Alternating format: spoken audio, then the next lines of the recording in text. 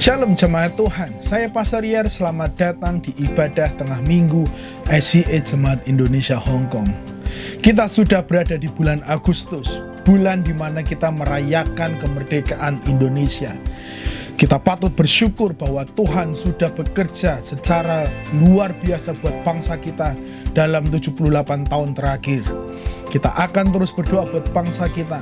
Dan kita percaya ada perkara-perkara besar yang Tuhan masih mau kerjakan bagi bangsa kita. Dan kita patut juga berdoa dengan adanya pemilu presiden yang akan segera kita lakukan, pemilu legislatif juga yang akan kita lakukan bersama-sama untuk memilih para wakil kita, pemimpin-pemimpin di pemerintahan.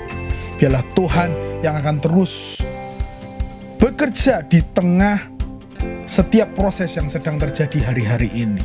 Dan bagi Anda yang sangat diberkati atau sudah diberkati melalui ibadah ini, saya mendorong supaya kita semua bisa membagikannya kepada orang-orang tertentu supaya hidup mereka bisa diberkati melalui setiap ibadah tengah minggu yang kita lakukan. Hari ini kita akan memulai ibadah kita.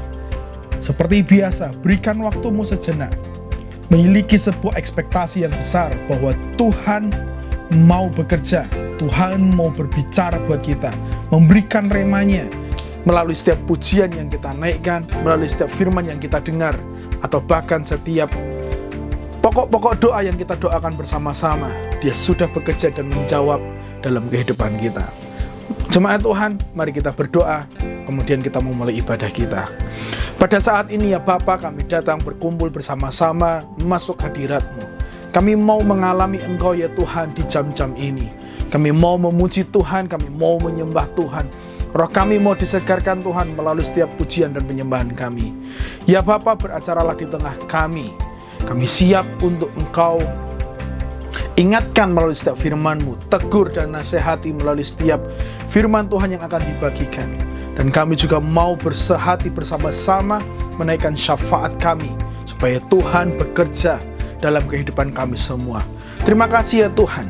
Kami mau memuji dan menyembah Engkau pada saat ini. Dalam nama Yesus, haleluya. Amin, amin. Jemaat Tuhan, tim pujian akan memimpin kita masuk dalam hadirat-Nya. Mari kita memuji dan menyembah Dia.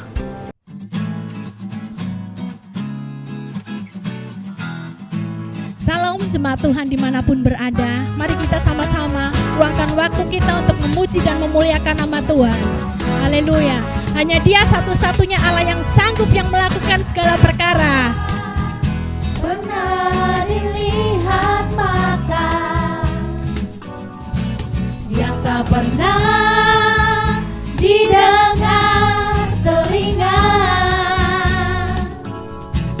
yang tak pernah timbul di dalam hati. Semua disediakan bagi yang mengasihi Dia. Allah sanggup melakukan segala perkara.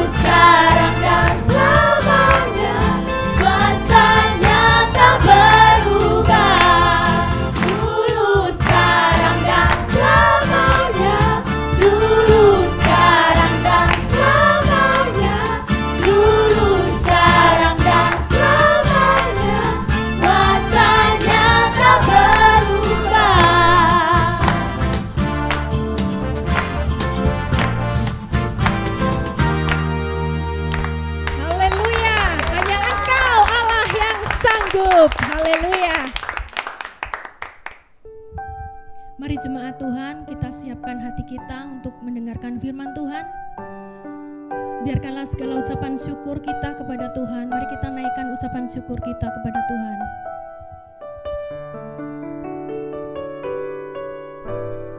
Kau pencipta hidupku,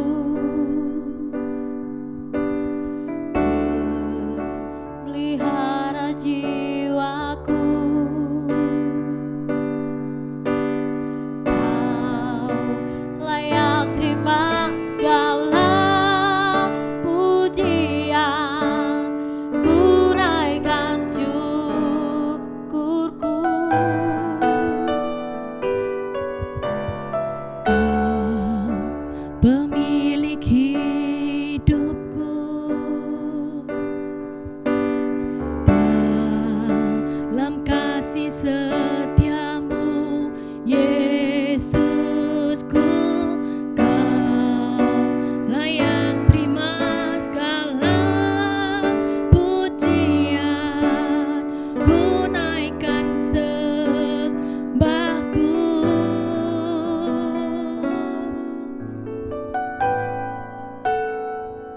Segala pujian dan syukur bagimu, Allah yang mulia, kuduslah namamu. Kaulah yang awal, yang akhir dari segalanya. Yesus, kaulah pujian bagiku.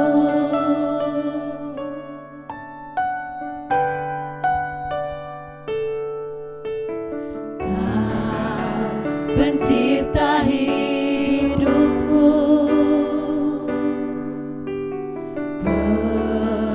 pelihara jiwaku. Kau layak terima segala pujian, ku naikkan syukurku.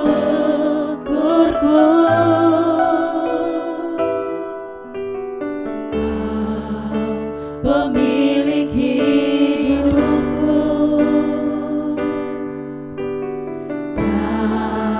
dalam kasih setiamu Yesusku, kau layak terima segala pujian, ku naikkan sembahku.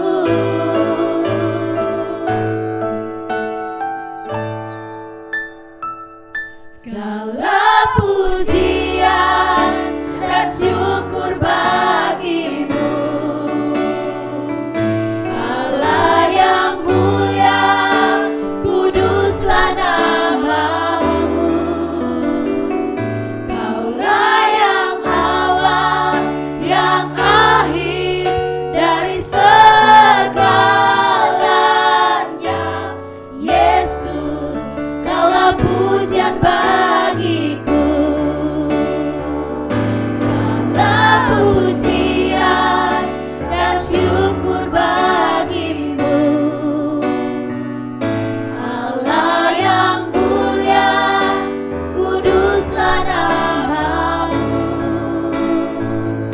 Kaulah yang awal, yang akhir dari segalanya.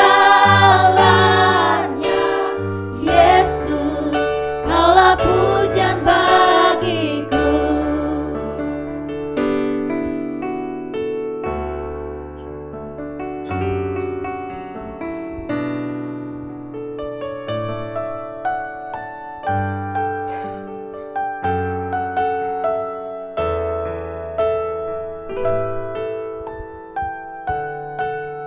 Yesus, Engkau baik bagi kami Tuhan.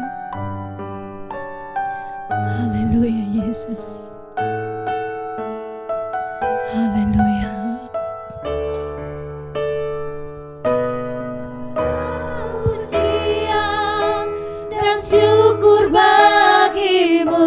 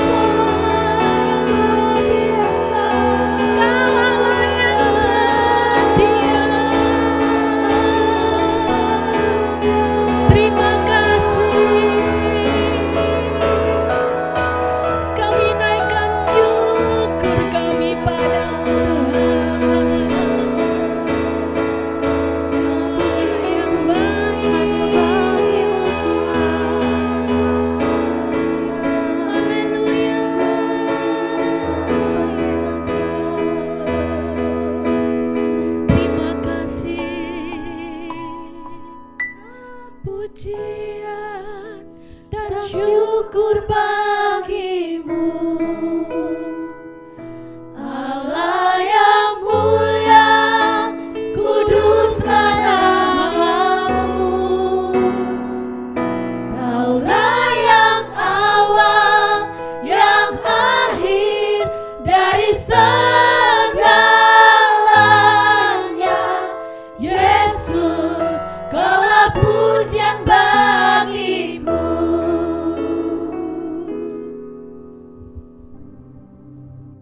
Pujian penyembahan sudah kita naikkan bersama-sama kepada Tuhan. Saatnya kita akan belajar daripada firman Tuhan. Hari ini saya masih mau mengajak kita semua belajar dari salah satu tokoh Alkitab yang bisa memberkati hidup kita. Beberapa minggu sudah saya mengajak kita belajar dari setiap tokoh Alkitab yang mungkin familiar buat kita semua.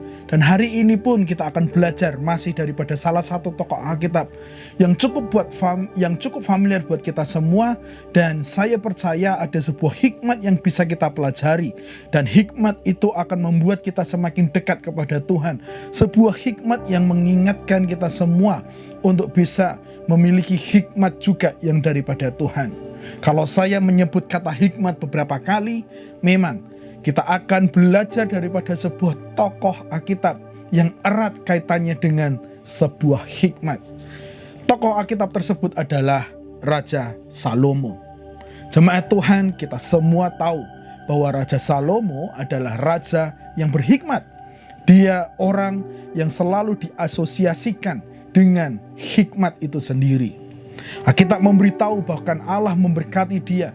Orang sebelum dan sesudahnya tidak ada orang yang bisa sehikmat atau memiliki hikmat yang sama seperti yang dimiliki oleh Salomo. Nah, hari ini apa yang akan kita bisa pelajari dari kehidupannya? Sebelumnya, kalau kita belajar mengenai kata Salomo sendiri, Salomo merupakan kata dasarnya yaitu shalom, atau memiliki varian dari kata shalom yang artinya adalah damai sejahtera. Beberapa para komentator Alkitab, mereka sangat setuju bahwa dalam masa pemerintahan Raja Salomo, segala sesuatunya itu penuh dengan kedamaian. Berbeda dengan Raja Daud, dalam masa pemerintahannya begitu banyak perang. Bahkan perang-perang tersebut membuat Daud tidak bisa membuat sebuah bait Allah yang sudah dia rindukan.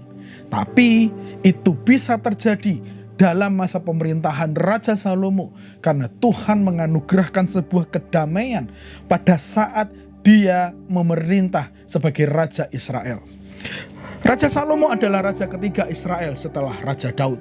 Kita semua tahu bahwa Raja Salomo adalah anak daripada Raja Daud dari istrinya Batsyeba. Jadi dia adalah anak kedua setelah anak pertama hasil daripada dosa yang dilakukan oleh Daud dengan Batsyeba itu mati. Lalu kemudian Raja Salomo dipilih, diurapi sesuai dengan apa yang pernah dijanjikan oleh Raja Daud. Dan ketetapan itu diberlakukan dan Raja Salomo pada akhirnya menjadi raja ketiga atas bangsa Israel. Raja Salomo seperti yang sudah saya singgung, dia cukup berhasil. Raja Salomo dia berhasil membangun bait Allah yang telah diinisiasi oleh ayahnya yaitu Raja Daud. Ketika Raja Daud tidak bisa, maka sebuah kerinduan yang sama dilakukan oleh Raja Salomo dan pada akhirnya dia berhasil membangun bait Allah. Sebuah bait Allah yang sangat megah, yang sangat mahal, yang sangat baik sehingga pada saat itu dapat dimasukkan dalam sebuah kategori 7 bangunan keajaiban dunia pada masanya. Lalu kemudian Raja Salomo sendiri dia dikenal dengan raja yang paling berhikmat. Dia raja yang paling berhikmat sepanjang sejarah. Bukan hanya banyak kemajuan-kemajuan yang sudah dia capai, kebesaran-kebesaran dari pencapaiannya, tetapi dia juga menuliskan kitab-kitab hikmat yang sudah kita baca dan pelajari bersama-sama, yaitu kitab Amsal, Pengkhotbah, dan juga Kidung Agung. Ini menandakan bahwa Raja Salomo sangatlah berhikmat. Dan hari ini dari kehidupannya yang penuh dengan hikmat itu, sesungguhnya kita dapat mempelajari perjalanan kehidupannya. Kita akan melihat beberapa highlight, kita akan menandai beberapa peristiwa penting dalam kehidupannya, sehingga kita bisa belajar daripadanya. Kalaupun ada kesalahan, supaya kita bisa belajar dari kesalahannya. Kalaupun ada pencapaian yang baik, kita bisa belajar dan kita bisa mencapai atau melakukan hal sama yang baik yang pernah dilakukan atau dialami oleh Raja Salomo tersebut. Hari ini kita akan menjawab, hikmat apa yang dapat kita pelajari dari Raja Salomo yang berhikmat itu? Apa sih yang bisa kita pelajari dari kehidupannya dan itu bisa membuat kehidupan kita lebih baik ke arah sesuatu yang serupa dengan Tuhan? Mari kita lihat beberapa peristiwa penting yang terjadi dalam kehidupannya. Jemaat Tuhan, hal pertama yang dapat kita pelajari daripada kehidupan Raja Salomo adalah pada saat itu Salomo memohon hikmat yang daripada Tuhan. Ada suatu masa di mana Raja Salomo diberikan sebuah kesempatan oleh Tuhan untuk bisa meminta apapun, satu permintaan kepada Salomo. Tuhan mau supaya dia mengerjakan sesuatu dalam kehidupan Salomo. Lalu pada saat Tuhan menampakkan diri dan bertanya kepada Salomo, Salomo menjawab apa yang menjadi kerinduannya. Mari kita baca terlebih dahulu di 1 Raja-Raja pasal yang ketiga, ayat yang ketiga sampai kelima. Sebuah peristiwa yang membawa pada saat itu Salomo berjumpa dengan Tuhan, dan Tuhan bertanya tentang apa yang ia kehendaki. 1 Raja-Raja 3 ayat 3 dikatakan seperti ini, dan Salomo menunjukkan kasihnya kepada Tuhan dengan hidup menurut ketetapan-ketetapan Daud ayahnya. Hanya ia masih mempersembahkan korban sembelihan dan ukupan di bukit-bukit pengorbanan.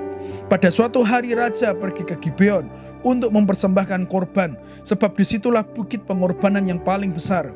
1000 korban bakaran dipersembahkan Salomo di atas mezbah itu. Di Gibeon itu Tuhan menampakkan diri kepada Salomo dalam mimpi pada waktu malam. Berfirmanlah Allah, mintalah apa yang hendak kuberikan kepadamu. Jadi pada saat itu Allah menghampiri Salomo dalam sebuah mimpi dan bertanya, mintalah apa yang hendak kuberikan kepadamu. Lalu ini adalah sebuah jawaban yang menarik yang bisa kita pelajari dan kita ambil hikmatnya di sana. Ayat yang 6 dikatakan seperti ini. Lalu Salomo berkata kepada Tuhan, Engkaulah yang telah menunjukkan kasih setiamu yang besar kepada hambamu Daud ayahku, sebab ia hidup di hadapanmu dengan setia, benar, dan jujur terhadap engkau. Dan engkau telah menjamin kepadanya kasih setia yang besar itu dengan memberikan kepadanya seorang anak yang duduk di tahtanya seperti pada hari ini. Maka sekarang ya Tuhan Allahku, engkaulah yang mengangkat hambamu ini menjadi raja menggantikan Daud ayahku, sekalipun aku masih sangat muda dan belum berpengalaman. Demikianlah hambamu ini berada di tengah-tengah umatmu yang kau pilih, suatu umat yang besar, yang tidak terhitung dan tidak terkira banyaknya. Ayat 9 perhatikan, maka berikanlah kepada hambamu ini hati yang faham, menimbang perkara untuk menghakimi umatmu, dan dengan dapat membedakan antara yang baik dan yang jahat. Sebab siapakah yang sanggup menghakimi umatmu yang besar ini? Permintaan yang dilontarkan oleh Tuhan, yang diperkatakan Tuhan kepada Salomo, dijawab dengan sebuah permintaan yang sederhana, di mana Salomo meminta supaya dia diberikan sebuah pengertian, supaya dia dimampukan untuk menimbang perkara untuk menghakimi umat yang dia pimpin. Di tengah kepemimpinannya, ketika Tuhan bertanya kepada dia meminta sesuatu hal yang sangat dengan kehidupannya, yang sangat dekat dengan kehidupannya, yang menunjukkan seberapa dia tidak berdaya tanpa Tuhan, yaitu dia meminta hikmat yang daripada Tuhan. Kebanyakan orang ketika ditanya oleh Tuhan mengenai itu pasti akan mungkin meminta kekayaan, mungkin meminta ketenaran, mungkin minta umur panjang, mungkin minta kekuasaan. Tetapi Salomo sama sekali tidak meminta itu. Justru dia meminta sesuatu hal yang sangat penting yang bisa menunjang posisinya, fungsinya, pekerjaannya, dan dia dapat bekerja dengan baik sebagai seorang raja. Sebagai raja, Salomo memiliki sebuah tanggung jawab yang tidak mudah. Dia harus membuat banyak keputusan yang sulit. Mungkin tidak semudah sekarang, di mana sudah ada sidik jari, sudah ada ditemukan CCTV, dan banyak-banyak hal ilmu yang membuat supaya sebuah kasus itu menjadi mudah. Pada saat itu, segala sesuatunya masihlah berdasarkan pendapat orang satu dengan yang lain. Maka dibutuhkanlah sebuah hikmat khusus supaya dia memutuskan segala sesuatu perkara yang datang kepadanya dengan baik dan tidak ada kesalahan dalam putusannya. Maka dengan begitu dia membutuhkan hikmat yang daripada Tuhan. Lalu ini yang menjadi respon Tuhan. Di tengah permintaannya itu, ini yang menjadi jawaban Tuhan. Ayat 10 dari pasal yang ketiga. Lalu adalah baik di mata Tuhan bahwa Salomo meminta hal yang demikian. Jadi berfirmanlah Allah kepadanya, oleh karena engkau telah meminta hal yang demikian dan tidak meminta umur panjang atau kekayaan atau nyawa musuhmu, melainkan pengertian untuk memutuskan hukum, maka sesungguhnya aku melakukan sesuai dengan permintaanmu itu. Sesungguhnya aku memberikan kepadamu hati yang penuh hikmat dan pengertian, sehingga sebelum engkau tidak ada seorang pun seperti engkau, dan sesudah engkau tak akan bangkit seorang pun seperti engkau. Dan juga apa yang tidak kau minta, aku berikan kepadamu, baik kekayaan maupun kemuliaan, sehingga sepanjang umurmu tak akan ada seorang pun seperti engkau di antara raja-raja. Dan jika engkau hidup menurut jalan yang kutunjukkan dan tetap mengikuti segala ketetapan dan perintahku, sama seperti ayahmu Daud, maka aku akan memperpanjang umurmu. Salomo menerima hikmat yang daripada Tuhan. Tuhan menjawab, Tuhan memberikan sesuai dengan permintaan Salomo. Maka Salomo menjadi orang yang sangat berhikmat. Salomo menjadi orang yang sangat berhasil. Tadi sesuai dengan firman Allah bahwa tidak ada orang yang sebelum dan sesudah Salomo yang bisa sama berhikmatnya dengan Salomo. Tidak ada raja yang mampu. Tadi dikatakan seperti itu. Dan itu benar-benar terjadi. Oleh karena Salomo mendapatkan hikmat yang daripada Tuhan, dia selalu berhasil memutuskan sebuah keputusan-keputusan dengan tepat di atas semua perkara yang datang kepadanya. Dan Alkitab memberitahu pasal keempat atau dalam cerita berikutnya adalah dia berhasil menyelesaikan sebuah perkara ketika ada dua ibu yang berebut mengenai satu anak. Tentu saja itu membutuhkan sebuah hikmat dari Tuhan, bukan dari hikmat manusia semata. Dan dia berhasil memutuskan, ternyata anak ini adalah milik dari salah satu yang memang benar-benar ibu kandungnya, bukan dari seorang ibu yang mengaku-ngaku. Dan masih banyak lain untuk bisa kita lihat dalam perjalanan kehidupan Salomo sebagai raja. Dia memutuskan dengan baik, dia berhasil.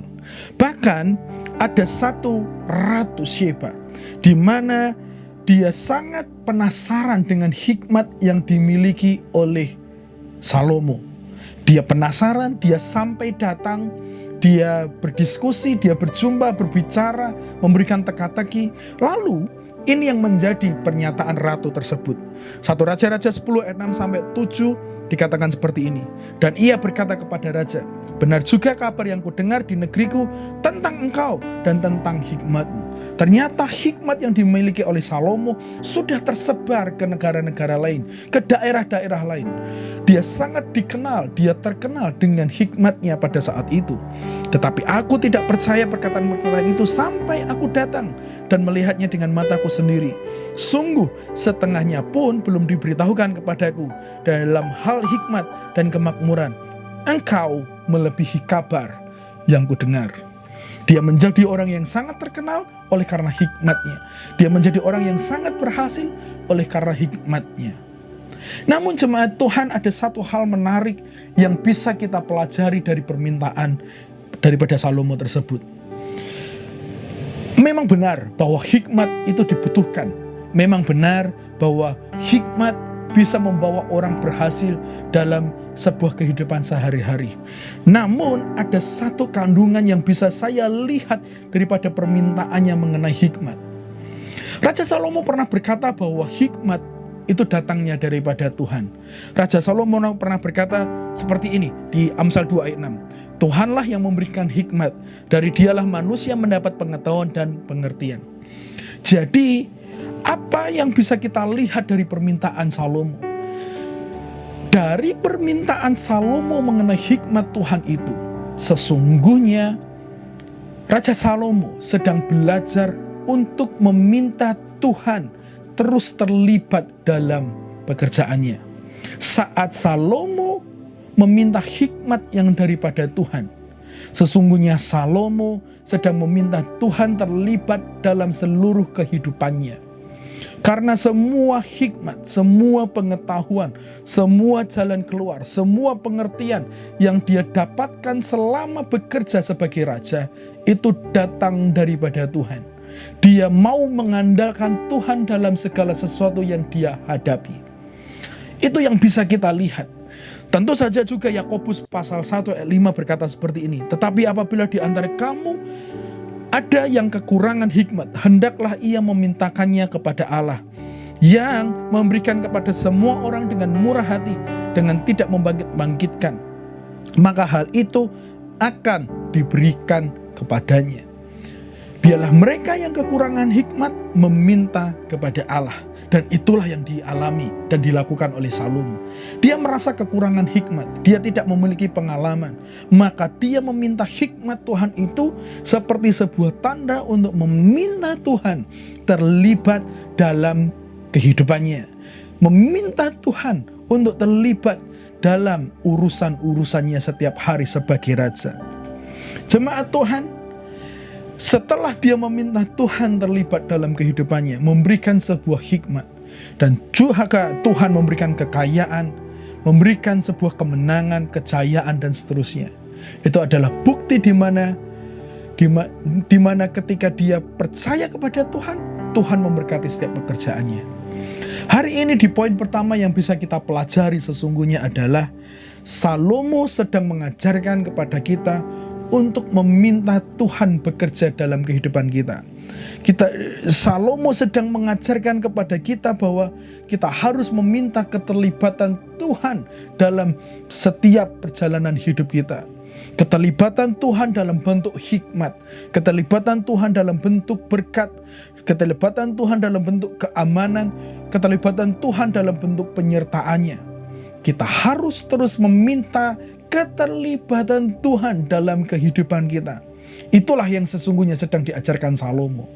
Betul, kita membutuhkan hikmat, tetapi hikmat itu berasal daripada Tuhan. Kita tidak boleh hanya mengejar hikmat Tuhan, tetapi harus didahului dengan datang kepada Tuhan, meminta Tuhan terlibat, memohon kepada Tuhan, berdoa kepada Tuhan. Maka Tuhan memberkati segala urusan kita, dan kita bisa mengalami keberhasilan.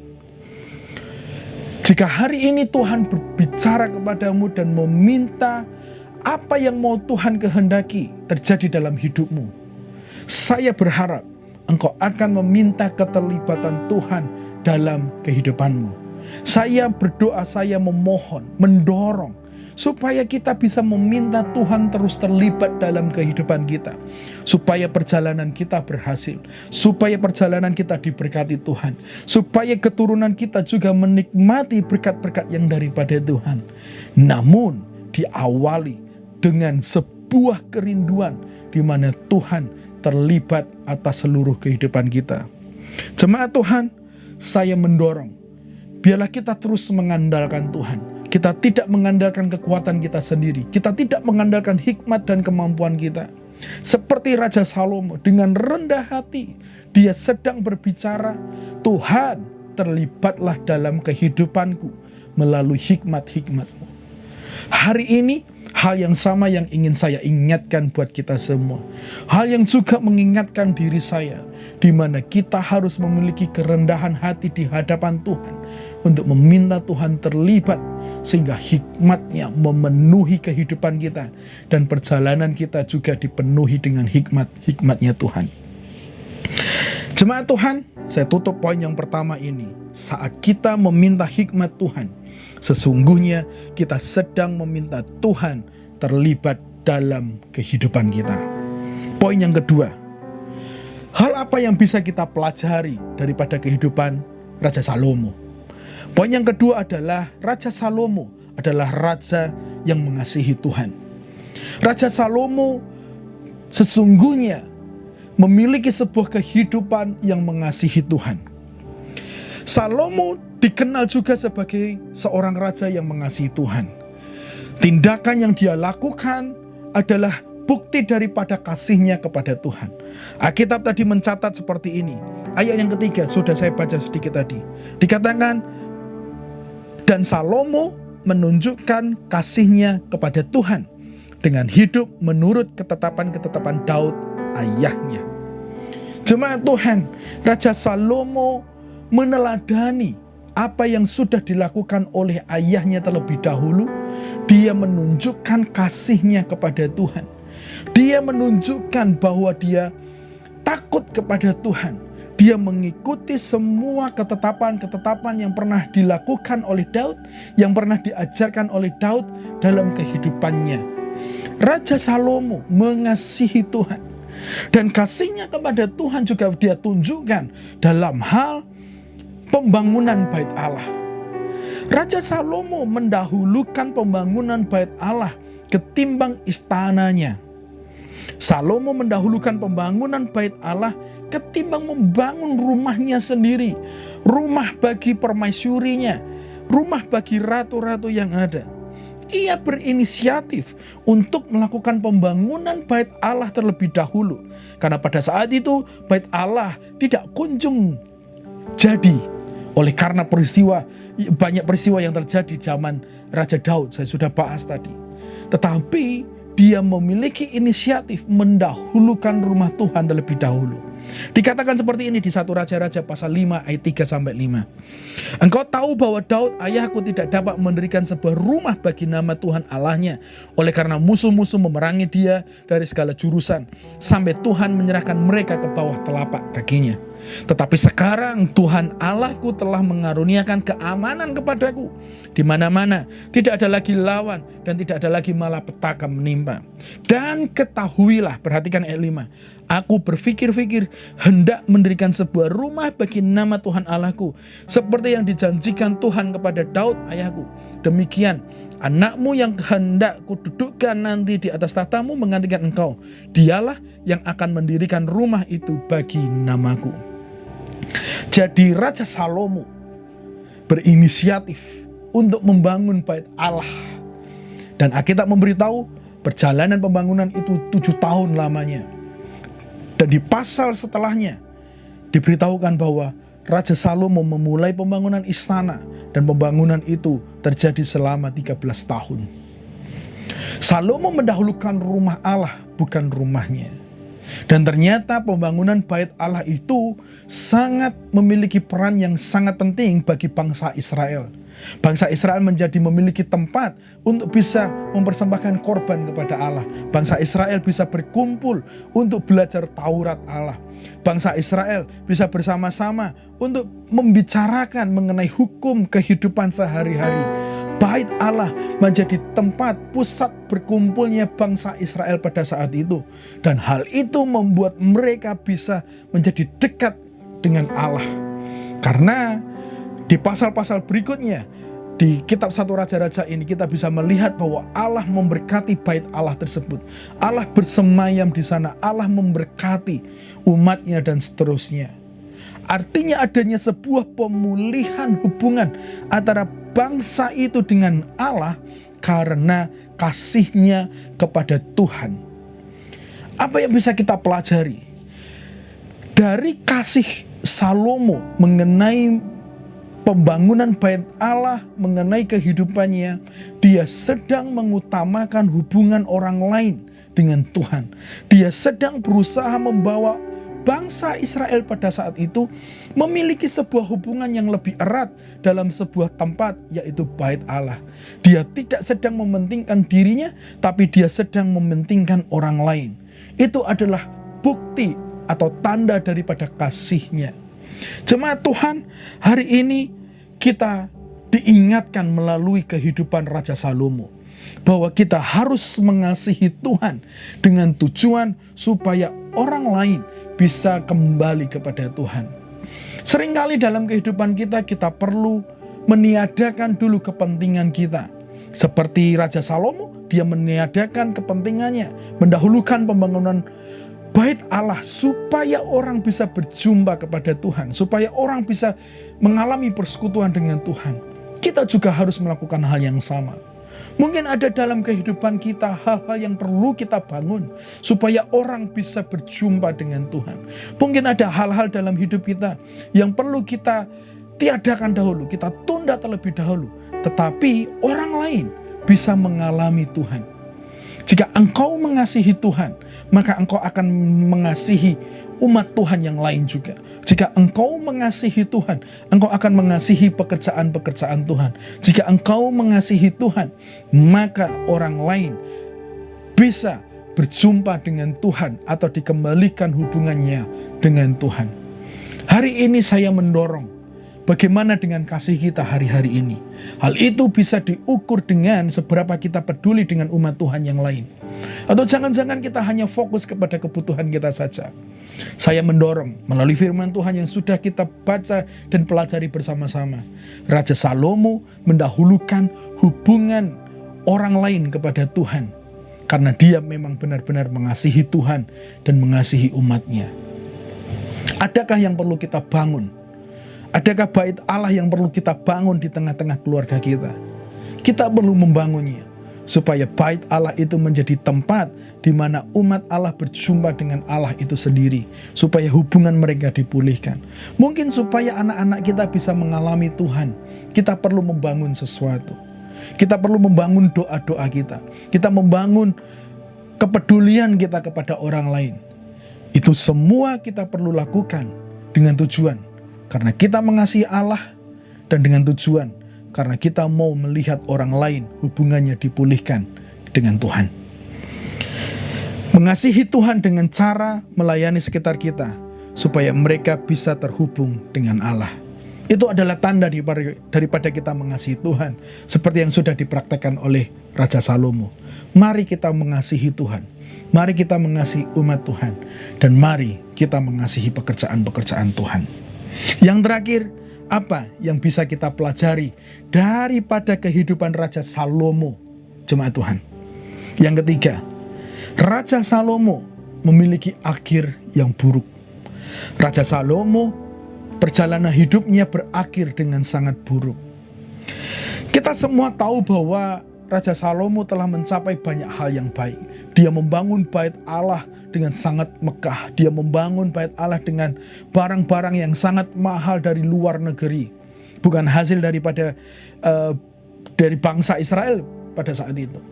Dia mendekati teman-teman daripada Raja Daud, ayahnya. Dia terkenal, lalu dia membawa semua kekayaan dunia untuk membangun bait Allah. Namun Raja Salomo tidak mengakhiri garis akhir dengan baik.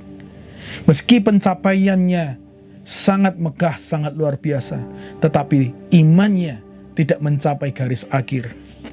Meski dia melakukan yang terbaik untuk Tuhan, tetapi dia juga berkompromi dalam kehidupannya. Meski Tuhan beberapa kali memberikan peringatan buat dia, tetapi Raja Salomo tidak bersungguh-sungguh bertobat. Jemaat Tuhan, Sedari awal sesungguhnya Raja Salomo itu berkompromi terhadap dosa. Hal itu kita bisa lihat di 1 Raja-Raja pasal 3 ayat 1, dikatakan seperti ini. Lalu Salomo menjadi menantu Firaun Raja Mesir. Ia mengambil anak Firaun. Sesungguhnya Allah telah berkata di Taurat Tuhan, di mana Taurat Musa, di mana mereka tidak boleh menikahi dari perempuan-perempuan tertentu. Tetapi Raja Salomo berkompromi. Dia malahan menikah dengan anak Firaun. Dia menjadi menantu Firaun. Itu tadi kata Alkitab. Lalu dilanjutkan di 1 Raja-Raja 11 ayat 1 dikatakan, adapun Raja Salomo mencintai banyak perempuan asing. Di samping anak Firaun, ia mencintai perempuan-perempuan Moab, Amon, Edom, Sidon, dan Het. Padahal tentang bangsa-bangsa itu Tuhan telah berfirman kepada orang Israel, janganlah kamu bergaul dengan mereka, dan mereka pun janganlah bergaul dengan kamu, sebab sesungguhnya mereka akan mencondongkan hatimu kepada Allah-Allah mereka. Hati Salomo telah terpaut kepada mereka dengan cinta. Salomo berkompromi untuk jatuh cinta dengan perempuan yang sesungguhnya sudah dilarang oleh Tuhan. Lalu ayat berikutnya membuat hati Salomo berpindah dari Tuhan, dari mengasihi Tuhan, akhirnya sampai dia melakukan sebuah kejahatan dan kekejian di mata Tuhan. Ayat ketiga dikatakan seperti ini, ia mempunyai 700 istri dari kaum bangsawan dan 300 gundi. Istri-istrinya itu menarik hatinya daripada Tuhan. Sebab pada waktu Salomo sudah tua, istri-istrinya itu mencondongkan hatinya kepada Allah-Allah lain, sehingga ia tidak dengan sepenuh hati berpaut kepada Tuhan Allahnya seperti Daud ayahnya. Demikianlah Salomo mengikuti Asitoret, dewi orang Sidon, dan mengikuti Milkom, dewa kejijikan sembahan orang Amon. Dan Salomo melakukan apa yang jahat di mata Tuhan, dan ia tidak dengan sepenuh hati mengikuti Tuhan seperti Daud ayahnya. Bisa perhatikan ayat-ayat yang sudah kita baca tadi, di mana Raja Salomo pada akhirnya tidak menjadi setia kepada Tuhan. Dia akhirnya meninggalkan Tuhan. Dia akhirnya melakukan sesuatu yang jahat di mata Tuhan. Itu semua diawali dari sebuah kompromi dan sebuah keputusan-keputusan yang salah yang dia lakukan selama dia menjadi raja. Dia memang masih mengasihi Tuhan, dia memang masih melakukan hal-hal untuk pelayanan Tuhan, untuk umat Tuhan. Tetapi saat dia melakukan itu, banyak hal-hal kecil yang dia kompromi dan berujung kepada sesuatu hal yang sangat jahat. Dan akibat dari keputusannya menyembah para dewa-dewa itu, Tuhan menjadi marah. Ayat 9 dan 10 dikatakan seperti ini. Sebab itu Tuhan menunjukkan murkanya kepada Salomo, sebab hatinya telah menyimpang daripada Tuhan Allah Israel, yang telah 2 kali menampakkan diri kepadanya, dan yang telah memerintahkan kepadanya dalam hal ini supaya jangan mengikuti Allah-Allah lain. Akan tetapi ia tidak berpegang pada apa yang diperintahkan Tuhan. Tuhan sudah memerintahkan beberapa kali, Tuhan sudah bertanya beberapa kali, Tuhan sudah mengingatkan beberapa kali. Bahkan setelah dia berhasil membangun bait Allah, Allah menampakkan diri untuk yang kedua kali. Dan Allah berkata bahwa aku akan memberkati engkau. Tetapi jika engkau tidak melakukannya, jika engkau menyembah aku, maka aku akan menghukum. Dan betul, Raja Salomo gagal. Raja Salomo menyembah dewa-dewa itu, lalu Tuhan menghukum. Dan kita tahu bangsa Israel terbelah menjadi 2. Dan semuanya menjadi rusak. Lalu apa yang dapat kita pelajari bersama-sama? Jemaat Tuhan, meninggalkan Tuhan sesungguhnya adalah sebuah proses. Yang sesungguhnya bukan terjadi dalam satu malam begitu saja kita bisa meninggalkan Tuhan. Ada sebuah proses yang panjang. Kalau mungkin saya bisa ilustrasikan adalah seperti sebuah lereng yang licin, bukan seperti tebing yang curam. Kita tidak akan meloncat kepada sebuah tebing atau jurang yang sangat curam atau yang sangat dalam. Tetapi kita bisa saja mengalami sebuah kepleset atau terpeleset oleh karena sebuah tebing itu dalam keadaan yang licin. Kita terpleset, kita masuk ke dalam karena sebuah kesalahan-kesalahan, kompromi-kompromi kecil yang kita lakukan. Bangsa Israel terpecah menjadi belah. Bangsa Israel terpecah belah menjadi dua. Semua yang dibangun menjadi hancur. Saat ini tidak ada lagi bangunan Mekah Bait Allah itu. Semua yang dibangun menjadi rusak. Karena sesungguhnya sedari awal Raja Salomo berkompromi terhadap dosa. Apa yang bisa kita pelajari jemaat Tuhan? Kita perlu berhati-hati terhadap kehidupan kita. Mungkin banyak kesuksesan dalam pelayanan yang sudah kita lakukan bersama dengan Tuhan. Tetapi di sisi lain, kita harus menjaga diri kita terus benar di hadapan Allah. Tidak boleh ada kompromi kecil yang sesungguhnya bisa mengarahkan kita jauh dari Tuhan. Salomo pada awalnya mengasihi Tuhan, tadi sudah kita baca. Tetapi di pasal 11, hatinya sudah berpindah daripada Tuhan. Sudah tidak lagi berpaut kepada Tuhan.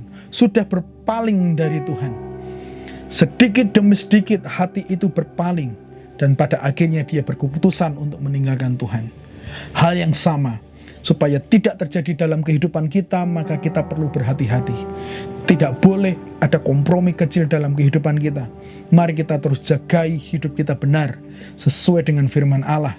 Supaya semua yang sudah kita bangun sampai hari ini tidak hancur begitu saja. Dan malahan kita tetap setia dalam perjalanan hidup kita. Jemaat Tuhan, mengikut Tuhan itu tidak mudah. Mengikuti Tuhan itu sangat sulit. Dibutuhkan sebuah ketetapan hati untuk selalu hidup sesuai dengan kebenaran Allah. Iblis akan terus berusaha menggoda kita sampai kita jatuh dan meninggalkan Tuhan. Iblis akan terus menggoda kita untuk berpaling sedikit demi sedikit daripada Tuhan. Saya tutup dengan sebuah ilustrasi yang diajarkan oleh kakak rohani saya ketika saya remaja. Sesungguhnya dalam matematika itu bisa mengingatkan kepada kita mengenai hubungan kita dengan Tuhan. Kalau saja kita bergeser 1 derajat daripada pandangan kita dari Tuhan, dan 1 derajat itu terus kita jalani, terus kita ikuti, dan kita tidak kembali kepada derajat sesungguhnya, maka kita bisa semakin jauh daripada Tuhan. Jika Tuhan ada di titik 0 derajat dan kita berpaling 1 derajat saja, dan jika itu ditarik dalam waktu yang sangat panjang, jarak kita dengan Tuhan yang sesungguhnya awalnya hanya 1 derajat, itu bisa akan menjadi sangat jauh dan kita tidak lagi fokus kepada Tuhan. Dan itulah yang dialami oleh Salomo. Kompromi kecil menggiring dia, memimpin dia untuk semakin jauh daripada Tuhan. Hari ini saya mendorong, mari kita setia kepada Tuhan. Hari ini mari kita terus takut kepada Tuhan. Jika engkau merasa berpaling daripada Tuhan sedikit, segera bertobat, segera kembali, supaya semuanya tidak menjadi rusak oleh karena dosa.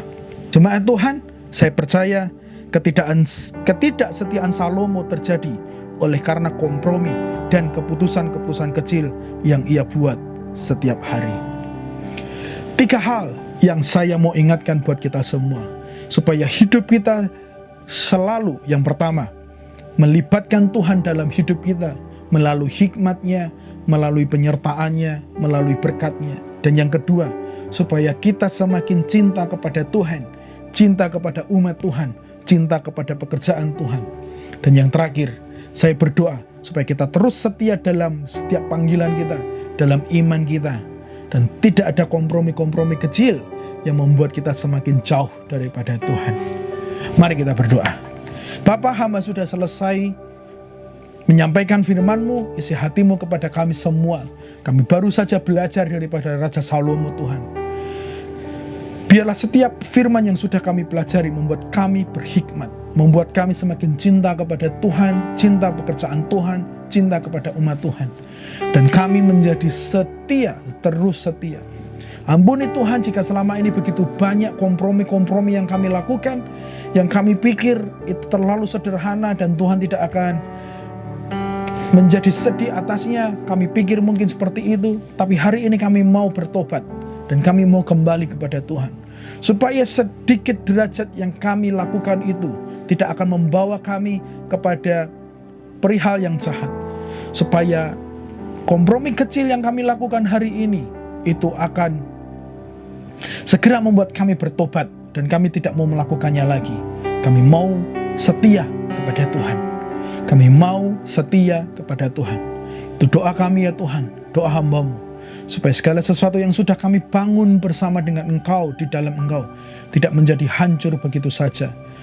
Malahan itu akan terus tegak berdiri dan menjadi berkat buat keturunan berikutnya, dan itu menjadi berkat terus buat orang-orang di sekitar kami.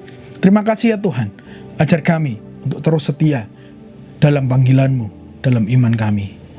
Dalam nama Yesus, hamba sudah selesai. Bila Tuhan yang akan memberkati kami semua, firman yang sudah dibagikan akan bertumbuh dan berbuah dalam hidup kami. Dalam nama Yesus, amin. Sekarang kita akan masuk di dalam doa syafaat. Namun sebelumnya, mari kita menyanyikan satu pujian, Kunaikan Syukur Padamu.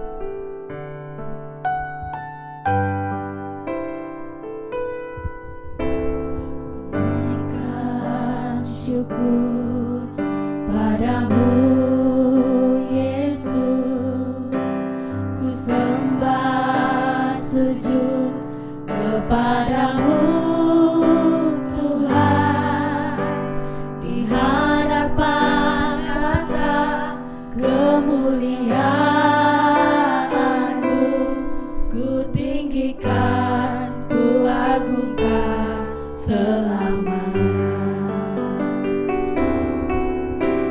Kunaikan syukur padamu, Yesus. Ku sembah sujud kepadamu, Tuhan.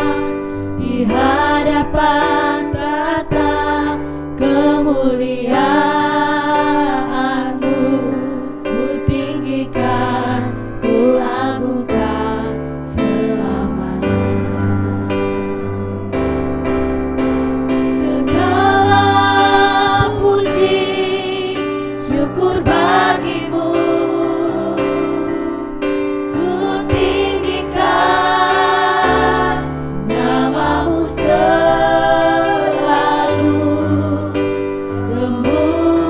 Kemuliaan hanya bagi-Mu. Terpujilah nama-Mu. Segala puji syukur bagi-Mu, ku tinggikan nama-Mu selalu.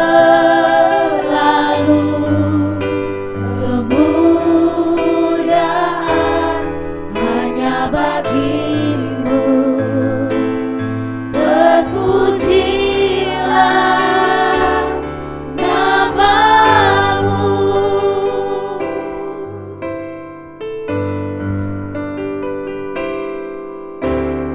Kunaikan syukur padamu, Yesus.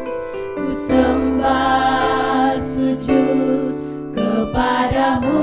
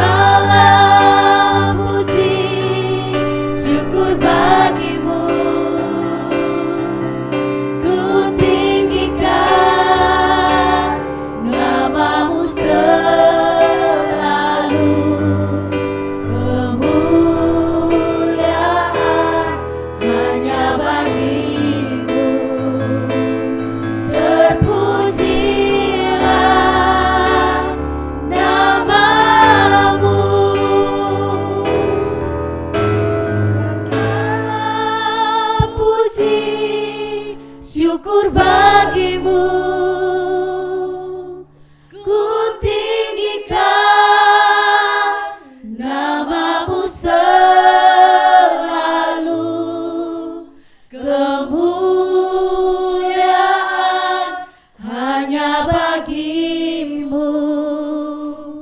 Terpujilah namamu. Segala puji syukur bagimu. Ku tinggikan namamu selalu. Kemuliaan hanya bagimu. Terpujilah namamu. Kemuliaan hanya bagimu. Terpujilah namamu. Kemuliaan hanya bagimu. Terpujilah namamu.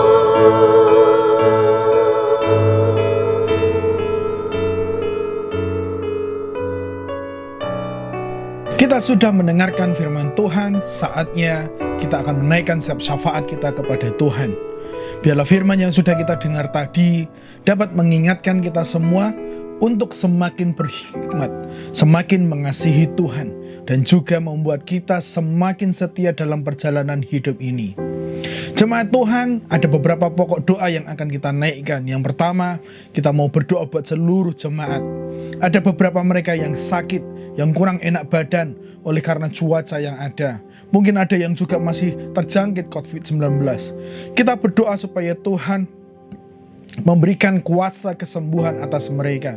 Tubuh mereka menjadi sehat. Mungkin juga ada beberapa majikan dari jemaat yang sakit. Tuhan yang sama yang akan menolong. Tuhan yang akan memberikan kuasanya sehingga tubuh mereka menjadi nyaman dan tidak terganggu oleh penyakit yang mereka alami. Yang kedua, kita akan berdoa buat bangsa dan negara kita. Kita patut terus berdoa buat kesejahteraan bangsa Indonesia. Di tengah proses pemilu presiden yang akan dilakukan, di tengah proses politik yang sedang berlangsung antara partai politik, kita berdoa supaya Tuhan bekerja di sana. Supaya nanti pada akhirnya kehendak Tuhan yang terjadi atas setiap pemimpin yang terpilih. Supaya Tuhan memberikan pemimpin yang terbaik, supaya bisa bekerja buat kemajuan dan kesejahteraan bangsa kita Indonesia. Mari kita berdoa bersama-sama pada saat ini, bersyafaat, bersatu hati untuk meminta Tuhan lakukan sesuatu dalam kehidupan kita. Bapa, kami datang pada saat ini ya Tuhan, bersatu hati dengan setiap tubuh Kristus yang lain.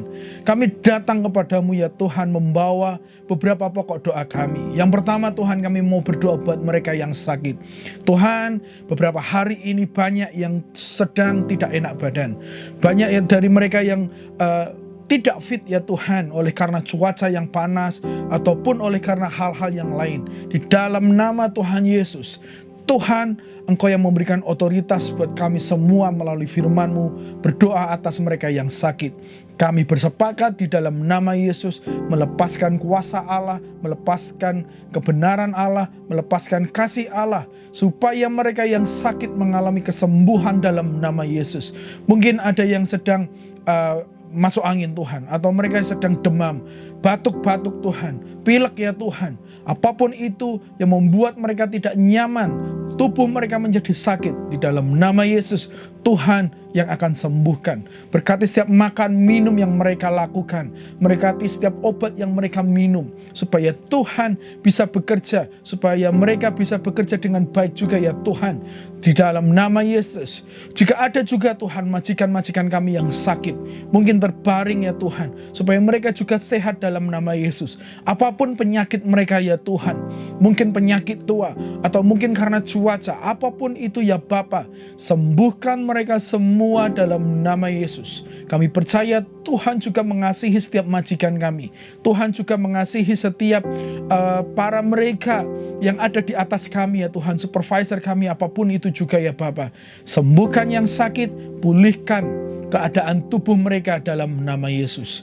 Kami juga mau berdoa Tuhan buat kesejahteraan bangsa kami, bangsa Indonesia. Terima kasih ya Tuhan, Kau telah menjadikan bangsa ini menjadi identitas kami ya Tuhan, menjadi bagian daripada hidup kami, di mana kami lahir, tumbuh, bekerja, dan memiliki keluarga ya Tuhan. Maka kami terus berdoa buat bangsa asal kami, yaitu bangsa Indonesia. Tuhan, kami akan merayakan 78 tahun kemerdekaan Indonesia. Kami mau berdoa biarlah Tuhan terus bekerja atas bangsa kami. Sejahterakan ya Tuhan, secara ekonomi, secara politik, secara keamanan. Apapun itu Tuhan, kesehatan, supaya Tuhan terus bekerja bagi bangsa ini. Terima kasih buat pemerintah yang telah bekerja Tuhan, dari setiap periode kepada periode berikutnya ya Tuhan. Tuhan yang akan terus bekerja atas mereka. Dan ketika ada pemilihan pemimpin lagi ya Tuhan, di tahun yang akan mendatang, biarlah Tuhan yang terus bekerja. Biarlah Tuhan yang memilih pemimpin yang terbaik bagi bangsa kami ya Tuhan. Supaya pemimpin kami adalah pilihan Allah, bukan pilihan kami semata. Tapi memang kehendak Tuhan memilih atau mengangkat orang tersebut menjadi pemimpin bangsa kami ya Tuhan. Berkati setiap pemerintahan yang sedang mempersiapkan supaya segala sesuatunya berjalan dengan lancar. Kami berdoa ya Tuhan, juga di tengah masyarakat tidak ada pecah belah ya Tuhan. Semuanya tetap bersatu, semuanya tetap damai, semuanya tetap bersukacita atas pesta demokrasi ini ya Tuhan. Supaya mereka semua dapat bersama-sama menjaga kerukunan ya Tuhan. Itu doa kami ya Tuhan. Kami akan tetap menikmati kedamaian. Kami tetap menikmati kesejahteraan di tengah pesta demokrasi yang sedang berlangsung ya Tuhan. Setiap proses yang sedang berlangsung, biarlah kami tetap bisa menikmati dengan penuh sukacita. Terima kasih ya Tuhan. Kami percaya berkat-Mu terus mengalir bagi bangsa kami. Kami percaya akan terjadi hujan pertobatan, akan terjadi kebangunan rohani, akan terjadi keselamatan yang besar. Biarlah gereja-gereja yang ada terus menjangkau jiwa-jiwa, memperlebar kerajaan-Mu di muka bumi, khususnya di Indonesia ya Tuhan. Terima kasih ya Bapa. Tuhanlah Tuhan atas negara kami. Shalom-Mu turun atas bangsa kami, memenuhi, melingkupi kami semua dengan damai sejahtera Tuhan. Terima kasih ya Tuhan. Inilah doa dan syafaat kami. Kami sudah menaikkan setiap sembah kami sudah mendengarkan firman-Mu, kami sudah menaikkan syafaat kami. Saatnya kami mau melanjutkan aktivitas kami masing-masing, berpisah ya Tuhan. Biarlah Tuhan memberkati aktivitas kami setelah ini. Apapun yang kami kerjakan, Tuhan yang akan memberkati. Supaya apapun yang dikerjakan oleh tangan kami, semuanya menjadi berhasil dalam nama Yesus. Terima kasih ya Tuhan. Berkati setiap pekerjaan umat-Mu, berkati setiap kesehatan umat-Mu, berkati setiap keluarga umat-Mu dimanapun mereka berada. Kami tutup ibadah kami pada saat ini ya Tuhan, di dalam nama Tuhan Yesus. Jemaat Tuhan, mari kita menerima berkat yang daripada Tuhan. Angkat tanganmu dan dengarkanlah firman-Nya. Tuhan memberkati engkau dan melindungi engkau. Tuhan menyinari engkau dengan wajah-Nya dan memberi engkau kasih karunia. Tuhan menghadapkan wajah-Nya kepadamu dan memberi engkau damai sejahtera-Nya.